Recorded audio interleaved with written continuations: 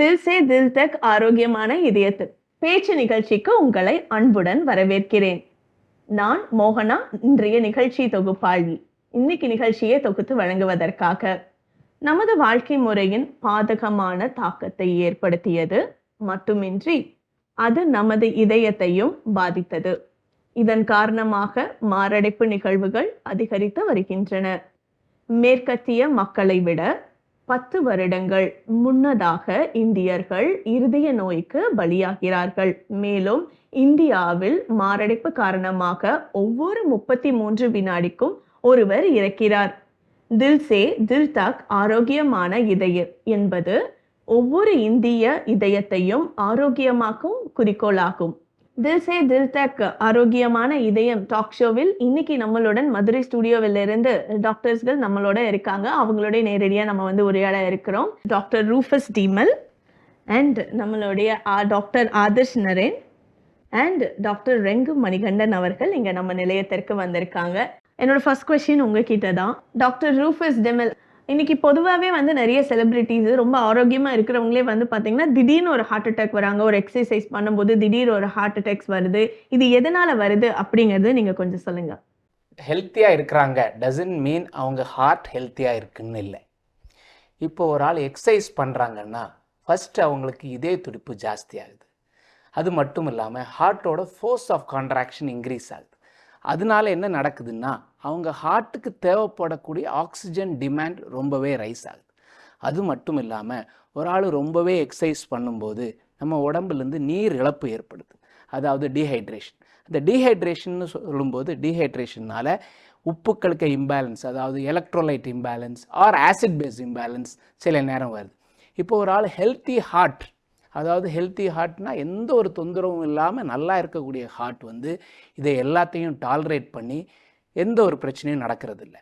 Suppose genetically modified டிசீசஸ்னால ஒருவேளை பார்க்குறதுக்கு நல்லா இருக்கலாம், பட் ஜெனட்டிக்கலி மாடிஃபைட் டிசீஸ் உள்ளவருடைய ஹார்ட் ஆர் எலக்ட்ரிக்கல் டிஸ்டர்பன்சஸால் வரக்கூடிய நோய்கள் இருக்கக்கூடிய ஹார்ட், இப்படிப்பட்டவங்களுக்கு சில நேரம் இதையெல்லாம் டாலரேட் பண்ணாமல் இதயம் மாரடைப்பு இல்லைன்னா இறந்து போகிறதுக்கான வாய்ப்புகள் இருக்குது. இது மட்டும் இல்லாமல் ரொம்ப ஹெல்த்தியாக இருக்கிறவங்க, ரொம்ப எலைட் ப்ரொஃபஷனல்ஸ் நார்மலை விட பன்மடங்கு அதிகமாக எக்ஸசைஸ் பண்ணுறாங்க. ஸோ ரொம்ப சிவியர் எக்ஸசைஸ் பண்ணும்போது அது ஒரு ஃபிசிக்கல் அண்ட் மென்டல் ஸ்ட்ரெஸ்ஸை ஏற்படுத்துது. அதனால் என்ன நடக்குதுன்னா நமக்கு ஹார்ட்டுக்கு போகக்கூடிய இரத்த குழாய்கள், அதாவது கொரோனரி ஆர்டரியில் வெடிப்புகள், அதாவது ஸ்பான்டேனியஸ் கொரோனரி ஆர்டரி டிசெக்ஷன்னு சொல்கிறோம். அதனால் ஹார்ட் அட்டாக் வர்றதுக்கான வாய்ப்புகள் இருக்குது. என்ன ஒன்று, நம்ம அத்லெட்ஸ் சில நேரம் பெர்ஃபார்மன்ஸை இன்க்ரீஸ் பண்ணுறதுக்காக அவங்க கொஞ்சம் ட்ரக்ஸ் எடுக்கிறாங்க. அந்த ட்ரக்ஸ் உடனடியாக இதய துடிப்பை ஜாஸ்தியாகி, அதாவது வென்ட்ரிகுலர் டக்கிகார்டியானால் இறந்து போகிறதுக்கான வாய்ப்பு இருக்குது. அது மட்டும் இல்லாமல் ரொம்ப நாளாக எடுத்துகிட்டு இருக்கும்போது அது ஹார்ட்டுக்கு தன்மையை, ஸ்ட்ரக்சரை மாறுதல் ஏற்படுத்தி அவங்க எக்ஸசைஸ் பண்ணும்போது திடீர்னு இறந்து போகிறதுக்கான வாய்ப்புகள் இருக்குது. Next question doctor Adarsh Naren அவருக்கு. பொதுவாகவே இப்போ ஹார்ட் பிளாக்கேஜ் இருக்குது அப்படின்னா அதுக்கு என்ன அறிகுறிகள், சிம்டம்ஸ் இருக்குது அப்படிங்கிறது சொல்லுங்கள். ஹார்ட் பிளாக்கேஜ் இல்லை ஹார்ட் அட்டாக் வர்றதுக்கு ஏதாவது டெஸ்ட் எடுக்கணுமா, வழக்கமாக ஏதாவது டெஸ்ட் இருக்கா அப்படிங்கிறதையும் கொஞ்சம் சொல்லுங்கள். நீங்கள் கேட்டது ஒரு ஹார்ட் பிளாக்கேட், அதாவது ஹார்ட்டுக்கு சப்ளை பண்ணுற இரத்த குழாய் தமனியில் ஏற்படுற அடைப்பு, இதனால் என்ன சிம்டம்ஸ் வரும் அப்படிங்கிறது உங்கள் ஃபர்ஸ்ட் கொஸ்டின். இது யூஸ்வலாக ஸ்டேபிள் சிம்டம்ஸ், அதுக்கப்புறம் அன்ஸ்டேபிள் ஆர் ஹார்ட் அட்டாக் அப்படின்ட்டு சொல்கிற சிம்டம்ஸு இப்படி ப்ரெசென்ட் பண்ணலாம் பேஷண்ட்ஸ். ஸ்டேபிள் சிம்டம் அப்படின்னா இப்போ சில பேருக்கு ஒரு 70% பிளாக்கேட் இருக்கலாம். அவங்களுக்கு நடக்கும்போது, ஏதாவது எக்ஸசைஸ் பண்ணும்போது, ஸ்டேர்ஸ் ஏறும்போது, வீட்டு வேலை செய்கிறப்போ அவங்களுக்கு ஒரு நெஞ்சு வலி, நெஞ்சு அழுத்தம், மூச்சு திணறல் இந்த மாதிரி ஏற்படும். இது ஸ்டேபிள் சிம்டம்ஸ், ஸ்டேபிள் ஆன்ஜைனா அப்படின்ட்டு சொல்கிறது. அதே அன்ஸ்டேபிள், அதாவது ஹார்ட் அட்டாக் அப்படிங்கிறது என்னவென்றால், ஹார்ட் அட்டாக்குங்கிறது பேஷண்ட் உட்கார்ந்துக்கிட்டு இருக்கும் போதே அவங்களுக்கு அந்த இரத்த குழாய், அந்த ஹார்ட்டு தசைக்கு சப்ளை பண்ணுற அந்த இரத்த குழாயில் ஃபுல்லாக 100% க்ளோஸ் ஆகிறப்போ அவங்களுக்கு உட்கார்ந்துக்கிட்டு இருக்கும் போதே நெஞ்சில் ஒரு பாரம் வரலாம், ஒரு அம்மிக்கல் வச்சு அழுத்துற மாதிரியான ஒரு பாரம் வரலாம், பயங்கர ப்ரொஃப்யூஸாக வேர்க்கிறது, அதுக்கப்புறம் மூச்சு திணறல் ஏற்படுறது, சில பேருக்கு அது வந்து மயக்கமே வந்துடும் அவங்களுக்கு. ஸோ இந்த மாதிரி ஏற்படுறது வந்து அன்ஸ்டேபிள் சிம்டம்ஸ். ஸோ இந்த ஸ்டேபிள் சிம்டம்ஸை வந்து யூஸ்வலாக வந்து அதாவது ஏதாவது வேலை செய்கிறப்போ மட்டும் ஏற்படுற சிம்டம்ஸை வந்து நம்ம கண்டுபிடிக்கிறதுக்கு உள்ள டெஸ்ட்ஸ் என்னென்னா இசிஜி, இல்லாட்டி அவங்களுக்கு வந்து எக்ஸசைஸ் பண்ண வச்சு நம்ம இசிஜி பார்ப்போம். அதை வந்து ட்ரெட்மில் டெஸ்ட் அப்படின்ட்டு சொல்லுவோம். இல்லாட்டி ஸ்ட்ரெஸ் எக்கோன்னு சொல்லுவோம். எக்ஸசைஸ் பண்ண வச்சுட்டு எக்கோ கார்டியோகிராம் செக் பண்ணி பார்க்குறது, அதை ஸ்ட்ரெஸ் எக்கோன்ட்டு சொல்லுவோம். ஸோ இந்த மாதிரி டெஸ்ட்ஸ் மூலியமாக கண்டுபிடிக்கலாம். ஒரு ஹார்ட் அட்டாக்கோட வர்ற பேஷண்ட்டுக்கு வந்து ஜென்ரலாக இசிஜி இல்லாட்டி இந்த பிளட் டெஸ்ட், ட்ரோபோனின் அப்படின்னு சொல்கிற பிளட் டெஸ்ட்டு சஃபிஷியண்ட்டாக இருக்கும் கண்டுபிடிக்கிறதுக்கு. அண்ட் ஃபர்தராக அதை பார்த்துட்டு நெக்ஸ்ட் ட்ரீட்மெண்ட் என்னங்கிறத நம்ம டிசைட் பண்ணணும். அடுத்த கேள்வி டாக்டர் ரெங்கா மணிகண்டன் அவர்கிட்ட. கார்டியோ அரெஸ்ட்டுக்கும் ஹார்ட் அட்டாக்குக்கும் என்ன வித்தியாசம்? இதுல வந்து எப்படி ஐடென்டிஃபை பண்றது? என்னென்ன சிம்டம்ஸ் வந்து இருக்கும்? கார்டியாக் அரெஸ்ட்னா என்ன சிம்டம்ஸ் இருக்கும்? ஹார்ட் அட்டாக்னா என்ன சிம்டம்ஸ் இருக்கும்? அப்படிங்கறத நம்ம நேயர்களுக்காக கொஞ்சம் சொல்லுங்க. ரொம்ப நல்ல கேள்வி. இந்த டவுட் நம்ம எல்லாருக்குமே இருக்கும். கார்டியாக் அரெஸ்ட்னா என்ன, ஹார்ட் அட்டாக்னா என்ன அப்படின்னா, கார்டியாக் அரெஸ்ட்டுங்கிறது இருதய செயலிழப்பு. இப்போ நம்ம கூட யாராவது இருந்துகிட்டு இருப்பாங்க, ஏதாவது வேலை பார்த்துருப்பாங்க, சடனாக அவங்களுக்கு வந்து மயங்கி கீழே விழுந்துருவாங்க. அந்த மாதிரி இருதய செயலிழப்பு தான் கார்டியாக் அரெஸ்ட்டுங்கிறது. ஹார்ட் அட்டாக்குங்கிறது இருதயத்துக்கு போகிற ரத்த குழாயில் வர அடப்புனால வர்றது தான் ஹார்ட் அட்டாக். இப்போ கார்டியாக் அரெஸ்ட் வந்தால் அவங்களுக்கு வந்து பல்ஸ் பார்த்தா பல்ஸ் இருக்காது, பிபி இந்த கண்ணெலாம் வந்து மேலே போயிடும். இந்த மாதிரி வந்து ஹார்ட் சவுண்ட் கேட்டால் ஹார்ட் சவுண்டும் கேட்காது. இது வந்து ஒரு எலக்ட்ரிக்கல் ப்ராப்ளம் சொல்லுவோம். இது கார்டியாக் அரெஸ்ட்டுங்கிறது எலக்ட்ரிக்கல் ப்ராப்ளம். ஹார்ட் அட்டாக்குங்கிறது ஹார்ட்டுக்கு போகிற ரத்த குழாயில் வர அடப்பு. அது இப்போ வந்து ஒரு 95% ஆஃப் பீப்புள் அவங்களுக்கு வந்து நெஞ்சு வலி இருக்கும். ஹார்ட் அட்டாக் வந்தால் ஒரு 5% தான் சைலண்ட் அட்டாக் வரும். இப்போ கார்டியாக் அரெஸ்ட் ஆனால் அவங்க வந்து கையை பிடிச்சி பல்ஸ் இல்லை அதை கன்ஃபார்ம் பண்ணதுக்கப்புறம் சிபிஆர்னு சொல்லுவோம், கார்டியாக் பல்மனரி ரெசிஸ்டன்ஸ். அது வந்து எல்லாருக்கும் நம்ம பண்ண தெரிஞ்சுக்கணும். இப்போ எல்லா ஸ்கூல் காலேஜ் எல்லாருக்குமே வந்து அந்த அவேர்னஸ் கொடுத்துட்டு தான் இருக்கோம். ஏன்னா அப்படி அவேர்னஸ் கொடுக்குறப்ப நம்ம வந்து பக்கத்தில் உள்ளவங்களுக்கு சிபிஆர் கொடுக்க தெரிஞ்சு அவங்கள சிபிஆர் கண்டினியூஸாக பண்ணி சிபிஆர் சைக்கிள்னு சொல்லுவோம். ஸோ நம்ம மக்களுக்கு ரெண்டுக்கும் வித்தியாசம் கண்டிப்பாக தெரியணும். ஸோ கார்டியாக் அரெஸ்ட்னா சிபிஆர் கொடுக்கணும், ஹார்ட் அட்டாக் வந்தால் அந்த லோடிங் டோஸ் கொடுக்கணும். சீக்கிரம் ஹாஸ்பிட்டல் எவ்வளோ சீக்கிரம் ஹாஸ்பிட்டல் போகிறோமோ அவ்வளோ சீக்கிரம் அந்த இதயத்துக்கு போகிற ரத்த குழாய் அடப்பை சீக்கிரம் சரி பண்ணி அவங்க உயிரை காப்பாற்ற முடியும். டாக்டர் ரூஃபஸ் டெமல் அவர்கிட்ட என்னோட கேள்வி. இப்போ நிறைய பேருக்கு வந்து இந்த டெஸ்ட் ப்ராசஸ்ல வந்து ஆஞ்சியோகிராஃபி, ஆஞ்சியோபிளாஸ்ட், பைபாஸ் டெஸ்ட் இது எல்லாமே வந்து ட்ரீட்மெண்ட்ஸ் தெரிஞ்சிருக்கு. இதுக்கு என்னென்ன வித்தியாசங்கள் இருக்கு அப்படிங்கிறது கொஞ்சம் சொல்லுங்க. ஆஞ்சியோகிராஃபி பண்ற ஒவ்வொரு நோயாளிகளுக்குமே ஆஞ்சியோபிளாஸ்ட் பண்ணணுமா அப்படிங்கிறதையும் கொஞ்சம் சொல்லுங்க. ஸோ ஆஞ்சியோகிராம்னு சொல்லக்கூடியது வந்து ஒரு டெஸ்ட். நம்ம ஹார்ட்டில் இருக்கக்கூடிய இரத்த குழாய்களில் அடைப்பு இருக்கான்னு பார்க்கக்கூடிய டெஸ்ட்டுக்கு பேர் தான் ஆஞ்சியோகிராம். ஆஞ்சியோபிளாஸ்டி அண்ட் பைபாஸ் வந்து நம்ம இரத்த குழாய்களில் அடைப்பு இருந்தால் அதற்கு கொடுக்கக்கூடிய ட்ரீட்மெண்ட். ஸோ ஆஞ்சியோபிளாஸ்டின்னு சொல்கிறது எப்படி நம்ம ஆஞ்சியோகிராம் பண்ணோமோ அதே போல் கார்டியாலஜிஸ்ட் வந்து பலூன் மூலமாகவோ இல்லை ஸ்டெண்ட் மூலமாகவோ அந்த அடைப்பை விரிவுபடுத்தி இரத்த ஓட்டத்தை எஸ்டாப்ளிஷ் பண்ணுறதுக்கு பேர் தான் ஆஞ்சியோபிளாஸ்டி.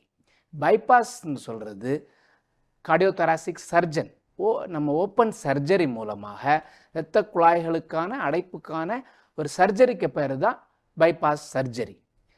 இப்போது ஆஞ்சியோகிராம் பண்ண எல்லாருக்குமே ஆஞ்சியோபிளாஸ்டி ஸ்டெண்ட் வைக்கணுமான்னு கேட்டிங்கன்னா எல்லாருக்கும் தேவையில்லை.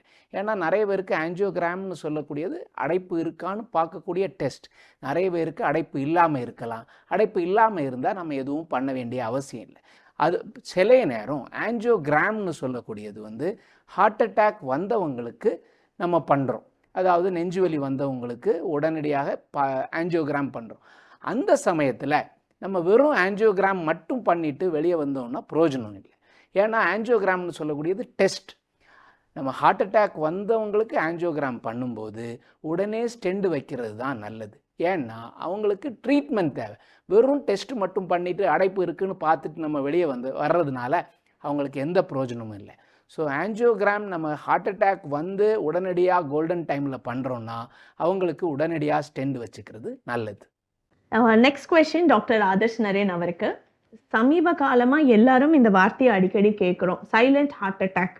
இந்த சைலண்ட் ஹார்ட் அட்டாக் வரக்கூடிய நோயாளிகளுக்கு எந்தவித பெயினும் தெரியறது இல்லை. ஆனால் அது வருது அப்படின்னா என்ன மாதிரியான அறிகுறிகள் இருக்கும் அப்படிங்கிறது நம்ம நேயர்களுக்காக கொஞ்சம் சொல்லுங்க. Silent MI or silent heart attack இது வந்து ஆக்சுவலி நம்ம கேள்விப்படுற மாதிரி ரொம்ப காமனான ஒரு விஷயமா இருக்கு.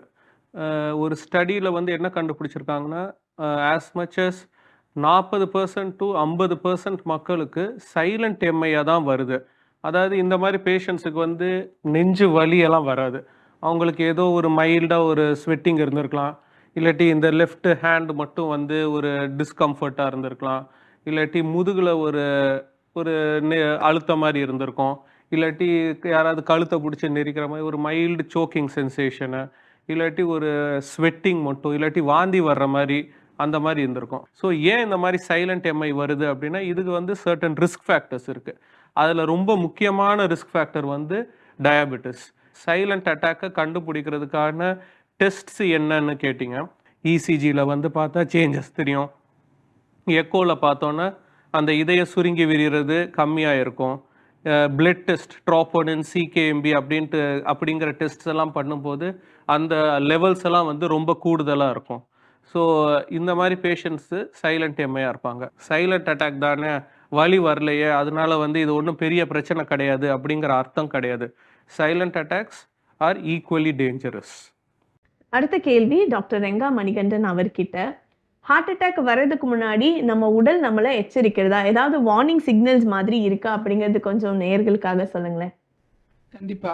இந்த மாரடைப்பு வர்றதுக்கு முன்னாடி, அதாவது நமக்கு பெரிய மாரடைப்புன்னு நம்ம சொல்லுவோம், மேசிவ் அட்டாக், அந்த வர டைம்ல வந்து இருக்கிற வலியை வந்து நம்ம அந்த மாதிரி வலி நம்ம கேட்டிருக்க மாட்டோம், நமக்கு அப்படி வந்திருக்கா, அந்த மாதிரி பெரிய அவ்வளோ வலி வரும்.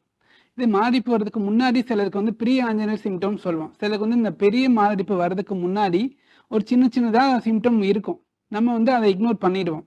மெயினாக வந்து நெஞ்சுக்கு நடுவில் வந்து லைட்டாக வந்து கொஞ்சம் வலிக்கும், வேலை செய்கிறப்ப வலி இருக்கும், ரெஸ்ட் எடுக்கப்ப வலி குறையும். ஸோ இந்த சிம்டம் வந்து நம்ம இல்லை ஒன்றும் இல்லை அப்படின்னு சொல்லிட்டு விட்டுருவோம். இப்போ சுகர் இருக்கவங்களுக்கு என்ன பண்ணுன்னா, அதுக்கான வலிக்கான நரம்புகள் வந்து அஃபெக்ட் ஆகிருக்கும். அவங்களுக்கு வந்து இந்த நெஞ்சு வலி வராமல் ஒரு ஏப்பம் மாதிரி வந்துகிட்டே இருக்கும். சிலருக்கு வந்து ஏப்பம் தான், கேஸ் ட்ரபிள், இப்படி அசால்ட்டாக இருப்போம். ஆனால் அவங்க சுகர் பேஷண்ட்டு இல்லை வயசானவங்க, அவங்களுக்குலாம் வந்து அதுவே ஒரு அட்டாக்கோட அறிகுறியாக இருக்கும். அதுக்கெலாம் வந்து இந்த இசிஜி எடுத்து இந்த பிளட் டெஸ்ட் சொல்லணும், ட்ராப்பனின் டெஸ்ட்டு, இது 2 இதை பார்த்தா தான் நமக்கு வந்து தெரியும். இதுவும் இல்லாமல் நம்ம ஸ்டெப்ஸ் ஏறுறப்ப வலி, சில மூச்சு விடுறதுக்கு சிலருக்கு வந்து சிரமமாக இருக்கும். இந்த மாதிரி ஒரு சின்ன சிம்டம்லாம் வந்து நமக்கு வந்து இந்த பெரிய அட்டாக்கு முன்னாடி வரும். ஸோ இந்த சின்ன சிம்டம் நம்ம இக்னோர் பண்ணாமல் நான் அப்போவே இசிஜி இல்லை பிளட் டெஸ்ட்டு எடுத்தாலே நமக்கு வந்து தெரிஞ்சிடும் இது சின்ன சிம்டமா இல்லை பெரிய சிம்டமானு. அதுவும் இல்லாமல் சில ட்ரோப்பனின்னு ஒரு டெஸ்ட் இருக்குது. அந்த டெஸ்ட்டு வந்து நம்ம நெஞ்சு வலி வந்த உடனே போய் பார்த்தா நெகட்டிவாக இருக்கும். சில வந்து அந்த டெஸ்ட்டு பார்த்துட்டு இல்லை எனக்கு எந்த பிரச்சனை இல்லை வீட்டுக்கு போயிடுவாங்க. வீட்டுக்கு வந்தால் பார்த்தா பெரிய அட்டாக்காக வந்துடும், அவங்க உயிருக்கு வந்து ஆபத்தாயிடும். ஸோ வந்து நெஞ்சு வலி வந்தால் இதனால தான் கொஞ்ச நேரம் ஹாஸ்பிட்டலில் அட்மிஷனில் இருக்க சொல்கிறோம். மினிமம் 4 to 6 hours ஆகும் அந்த என்சைம் வந்து பாசிட்டிவாக ஆகிறதுக்கு. ஸோ நமக்கு நல்ல சிம்டம் இருந்தால் ரெஸ்ட்டில் இருக்கணும் முக்கியம். ரொம்ப சோர்வாக இருக்குது இல்லை இந்த மாதிரி டைமில் வந்து நம்ம வந்து ரொம்ப ஹெவி ஒர்க்கவுட்டோ இல்லை எக்ஸசைஸோ இல்லை ஹெவி ஸ்ட்ரெஸ்ஸோ பண்ணாமல் இருக்கிறது ரொம்ப முக்கியம். பண்ணாமல் இருந்தால் அது நம்ம உயிரை காப்பாற்றுற மாதிரி இருக்கும். அண்ட் அடுத்ததான் வந்து டாக்டர் ரூஃபஸ் அவர்கிட்ட தான் என்னோட கேள்வி. ஹார்ட் டிசீசஸ்க்கு அட்வான்ஸ் ட்ரீட்மெண்ட் என்ன இருக்கு, இதில் ஏஐயோட ஏதாவது பங்குகள் இருக்கா அப்படிங்கிறது நேயர்களுக்கு கொஞ்சம் சொல்லுங்கள். முந்தி இப்போ ஒரு 10-20 இயர்ஸ்க்கு முன்னால் பார்த்தீங்கன்னா ஹார்ட் பிளாக்குக்கு ஒரே ட்ரீட்மெண்ட் தான் இருந்தது, ஆப்ரேஷன். அதுக்கு பிறகு இப்போ லாஸ்ட் 10-15 இயர்ஸாக பார்த்தீங்கன்னா ஹார்ட்டில் இருக்கிற பிளாக்கேஜஸ் எல்லாமே வந்து ஆப்ரேஷன் இல்லாமல் ஸ்டெண்ட் மூலமாகவோ இல்லை வேறு ஏதாவது மூலமாகவோ ட்ரீட் பண்ண முடியக்கூடிய ஆப்ஷன்ஸ் வந்தது. அதுக்கு பிறகு ஹார்ட்டில் இருக்கக்கூடிய வேல்வ்ஸ்க்கு ட்ரீட்மெண்ட், அந்த வேல்வ்ஸில் இருக்கக்கூடிய அடைப்போ இல்லை லீக்கேஜஸ்க்கோ இருக்கக்கூடிய ட்ரீட்மெண்ட் ஆப்ஷன் பார்த்தீங்கன்னா சர்ஜரி மட்டும்தான் இருந்தது. ஃபார் எக்ஸாம்பிள், நம்ம அயோட்டிக் வேல்வுன்னு சொல்கிறோம். லெஃப்ட் வென்ட்ரிக்கிளுக்கும் அயோட்டாக்கும் இருக்கக்கூடிய இடையில் இருக்கக்கூடிய வேல்வுக்கு பேர் தான் அயோட்டிக் வேல்வ். அந்த அயோட்டிக் வேல்வில் ஏற்படக்கூடிய சுருக்கத்திற்கு அயோட்டிக் ஸ்டெனோசிஸ்ன்னு சொல்கிறோம். முன்னால் அதுக்கு ட்ரீட்மெண்ட்டாக இருக்கக்கூடிய ஒரே ஆப்ஷன் வந்து சர்ஜரியாக இருந்தது. இப்போ நம்ம அதை வந்து சர்ஜரி இல்லாமல் டேவர்னு சொல்லக்கூடிய மினிமலி இன்வேசிவ் இன்டர்வென்ஷனல் ப்ரொசீஜர் மூலமாகவே நமக்கு வேல்வை மாற்ற முடியும்.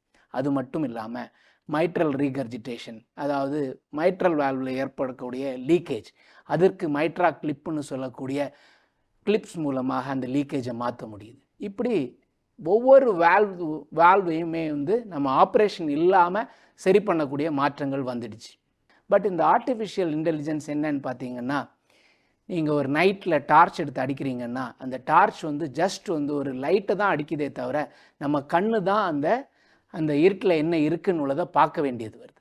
அதே போல் ஆர்டிஃபிஷியல் இன்டெலிஜென்ஸ் வந்து ஒரு டார்ச் போல் ஜஸ்ட் அது வந்து பார்வையை பார்க்குறதுக்கும் கண்டுபிடிக்கிறதுக்கும் கொஞ்சம் உதவி தான் இருக்கே தவிர டாக்டர் அது ரீப்ளேஸ்மெண்ட் பண்ண முடியாது.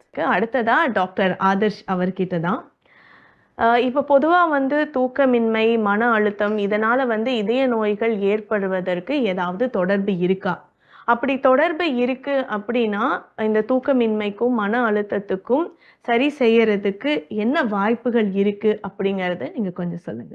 இப்போ டாக்டர் ரூஃபஸ் சொன்ன மாதிரி லாஸ்ட் ஒரு 10-20 இயர்ஸில் வந்து மெடிக்கல் ஃபீல்டும் நிறைய அட்வான்ஸ்மெண்ட்ஸ் வந்திருக்கு. அதே மாதிரி மெடிக்கல் ஃபீல்டு இல்லாமல் அர்பனைசேஷன், அதாவது நம்மளோட இண்டஸ்ட்ரி, காமர்ஸ், அக்ரிகல்ச்சர் எல்லாத்துலேயும் வந்து பயங்கர டெவலப்மெண்ட் நடந்துக்கிட்டு இருக்கு. ஸோ இந்த அர்பனைசேஷனோட ஒரு சைடு எஃபெக்ட், தான் இந்த ஸ்ட்ரெஸ் அப்படிங்கிறது. இன்னும் கொஞ்சம் வேணும், இன்னும் நிறையா பண்ணணும், டார்கெட்ஸ் அச்சீவ் பண்ணணும் அப்படின்ட்டு நம்ம எல்லாருமே ஓடிட்டுருக்கோம். இதனால் ஒரு ஸ்லீப்லெஸ்னஸ், ஃபிசிக்கல் ஸ்ட்ரெஸ் எல்லாமே ஏற்படுது. இந்த ஸ்ட்ரெஸ்ஸு, ஸ்லீப்லெஸ்னஸ் வந்து ரொம்ப க்ளோஸாக ஹார்ட் அட்டாக்ஸோட அசோசியேட்டடாக இருக்குது அப்படிங்கிறது ப்ரூவ் பண்ணப்பட்டிருக்கு. இது வந்து ஜப்பானில் 1980ஸ்லேயே வந்து இந்த எக்கனாமிக் பூம் எல்லாம் அங்கே நடக்கும் போது ஜப்பானில் 1980s நிறையா டெத்ஸ் பார்த்தாங்க, நிறையா ஹார்ட் அட்டாக் டெத்ஸ் எல்லாம் பார்த்தாங்க. இன்னும் வெஸ்டர்ன் கண்ட்ரீஸ்லேயும் அதே டைமில் அரௌண்ட் 1970s 1980s நடந்துச்சு. நம்ம இந்தியாவில் இது இப்போ நடந்துக்கிட்டு இருக்கு.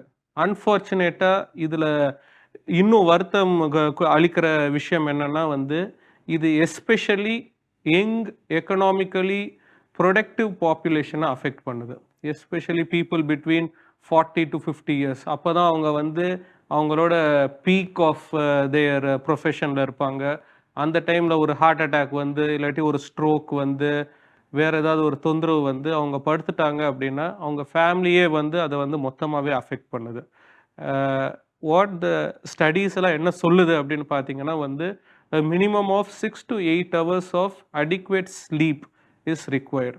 அண்ட் ஸ்ட்ரெஸ்ஸை அலிவியேட் பண்ணுறது, ஸ்ட்ரெஸ்ஸை வந்து போக்குறதுக்கு நம்ம வந்து எல்லாருமே வந்து ஒரு யோகா இல்லாட்டி ஒரு எக்ஸசைஸு.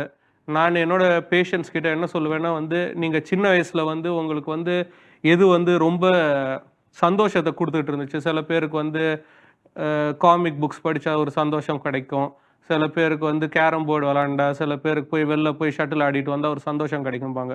அதை வந்து நம்ம கண்டிப்பாக எல்லாருமே வந்து அட்லீஸ்ட் ஒரு ஃபியூ மினிட்ஸ் இன் அ டே, ஒரு half an hour இன் அ டே வந்து பண்ணணும். ஸோ தட் வில் கோ, அது வந்து it will go a long way in alleviating your stress. And அதனால வந்து heart attacks, heart problems, stroke, cardiovascular டிசீசஸ்னு சொல்லுவாங்க.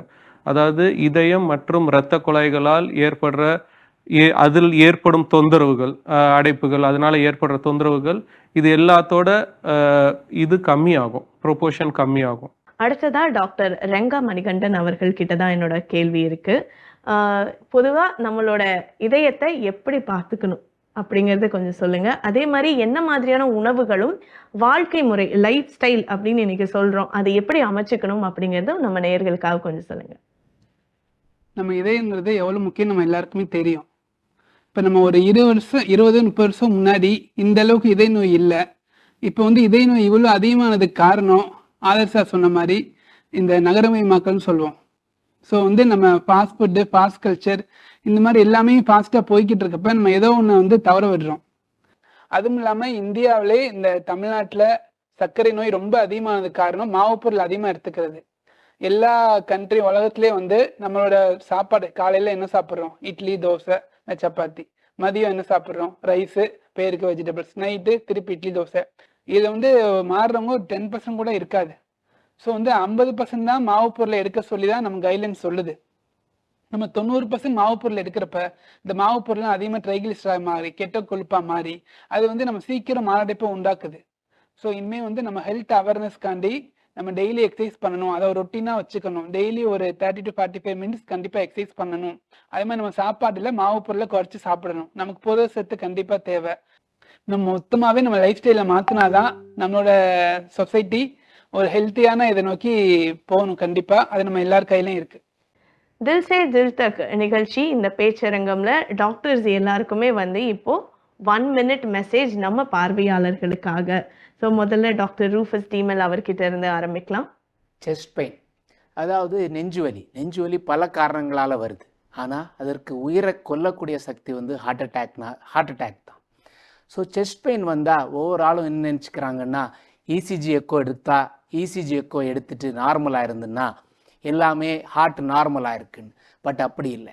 ஒரு ஆளுக்கு நெஞ்சுவலி வருதுன்னா ஏதோ ப்ராப்ளம் இருக்குன்னு அர்த்தம். இசிஜி எக்கோ நார்மல்னா நெஞ்சுவலி ஹார்ட் அட்டாக் இல்லைன்னு அர்த்தம் இல்லை. சில சமயம் ஹார்ட் அட்டாக் கூட இசிஜி எக்கோ நார்மலாக இருந்து கூட ஹார்ட் அட்டாக் வருது. ஸோ அதனால் நெஞ்சுவலி வந்தால் வீட்டிலே இருந்து தூங்கிட்டு இருக்காம இசிஜி எக்கோ நார்மல்னு சொல்லிட்டு சுற்றிட்டு தெரியாமல் ஒரு சிறந்த கார்டியாலஜிஸ்ட்டை பார்த்து அதற்கான ட்ரீட்மெண்ட் எடுத்துக்கிறது ரொம்ப நல்லது. அடுத்ததா தில் சே தில் தக்ல 1 minute message doctor Adarsh Narayan. நம்ம டிஃப்ரெண்ட் டைப்ஸில் ப்ரெசென்ட் பண்ணலாம்.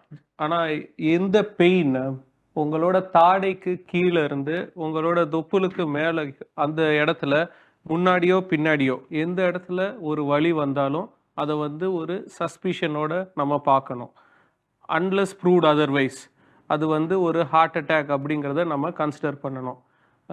எஸ்பெஷலி யாருக்கு அப்படின்னா ரிஸ்க் ஃபேக்டர்ஸ் இருக்கிறவங்களுக்கு, அதாவது வயதில் ஓல்டேஜ் பீப்புளு, அதுக்கப்புறம் சுகர் இருக்கிறவங்க, ரத்த அழுத்தம் இருக்கிறவங்க, எடை அதிகமாக இருக்கிறவங்க, கொலஸ்ட்ரால் அதிகமாக இருக்கிறவங்க, இந்த மாதிரி பேஷண்ட்ஸுக்கு இந்த தாடையிலேருந்து தொப்புள் வரைக்கும் எந்த இடத்துல ஒரு அழுத்தமோ ஒரு வலியோ ஒரு எரிச்சல் மாதிரி வர்றது, ஒரு நமன்ட்டு இருந்துச்சு, ஒரு அன்ஈஸி ஃபீலிங்கு, ஒரு ஃபெட்டீகு, இந்த மாதிரி இருந்தால் அது ஹார்ட் அட்டாக் அப்படிங்கிறது நம்ம உணர்ந்துக்கணும். அதை இமீடியட்டாக போய் அதை அலட்சியப்படுத்தாமல் இமீடியட்டாக பக்கத்தில் இருக்கிற ஹாஸ்பிட்டலுக்கு போகிறது ஒரு நல்ல டெசிஷனாக இருக்கும். டாக்டர் ரெங்க மணிகண்டன், நமக்கு இப்போ ஒரு பெரிய மாரடைப்புங்கிறது இசிஜி எடுத்தா தெரியும். அப்படி வந்தோன்னே என்ன பண்ணணும்? ஏன்னா அது நிறைய பேர் சுற்றி உள்ளவங்க பேச்சை கேட்டு ட்ரீட்மெண்ட்டை தவற விடுறாங்க. கோல்டன் ஹவர்ஸ்ன்னு ஏன் சொல்கிறோன்னா, இப்போ ஒரு பெரிய மாரடைப்பு எதனால வருது? இசிஜி பார்த்தோன்னே ஸ்டெமின்னு சொல்லுவோம், எஸ்டி எலிவேஷன் எம்ஐ. அதுக்கான காரணம் ஒரு பெரிய ரத்த குழாய் 100% பிளாக் ஆயிருக்கு அப்படிங்கிறது. ஸோ அப்படிங்கிறப்ப என்ன பண்ணும்? உடனே பக்கத்தில் உள்ள ஆஸ்பத்திரி போய் நமக்கு 2 சிகிச்சை இருக்கு. ஒன்று த்ரோம்போலைசிஸ் சொல்லுவாங்க. அப்படின்னா அதுக்கு அதை கரைக்கிறதுக்கான மருந்து, அந்த மருந்தை கொடுத்தா அந்த அடப்பு கரைஞ்சு கொஞ்சம் ரத்த ஓட்டம் வரும். ஸோ இந்த ரத்த ஓட்டம் சீக்கிரம் சரியானா ஹார்ட்டோட பம்பிங் சீக்கிரம் இம்ப்ரூவ் ஆயிடும். ஸோ ஹார்ட் ஃபெயிலியர்லாம் போக மாட்டோம். ஸோ நம்மளோட சர்வைவல் எல்லாமே அதிகமாக இருக்கும். ஸோ இதனால தான் எவ்வளோக்கு எவ்வளோ நம்ம சீக்கிரம் ஹாஸ்பிட்டல் போகிறோமோ அவ்வளோக்கு எவ்வளோ நம்ம உயிருக்கு அப்போதைக்கும் நல்லது, பின்னாடி யோசிச்சு பார்த்தாலும் பிரச்சனை இல்லாமல் வாழலாம். இவ்வளோ நேரம் இதயத்தை நீங்க எப்படி பத்திரமா பாதுகாத்துக்கலாம், அதோட அறிகுறிகள் என்னென்ன, பார்வையாளர்களுக்கு நிறைய விவரங்கள் இந்த பொது விழிப்புணர்வு மூலமாக உங்களுக்கு வந்திருக்கும். அவங்களுடைய கோல்டன் டைமை எங்களுடைய ஷேர் பண்ணதுக்கு ரொம்ப ரொம்ப நன்றி டாக்டர். இது போன்ற பல பயனுள்ள தகவல்களுக்கு தில் சே தில் தக் ஹெல்தி ஹார்ட் டாக் ஷோவை தொடர்ந்து பாருங்க. அண்ட் இது போன்ற விவரங்கள் நீங்க மேலும் தெரிஞ்சுக்கிற எங்களுடைய ஃபேஸ்புக், இன்ஸ்டாகிராம், ட்விட்டர், யூடியூப் இணையதளத்தில் இணைஞ்சிருங்க. மீண்டும் உங்களை இதே மாதிரி அடுத்த நிகழ்ச்சியில சந்திக்க வரேன். அதுவரை உங்களிடம் இருந்து வணக்கம் கூறி விடைபெறுகிறேன். நான் மோகனா. நன்றி, வணக்கம்.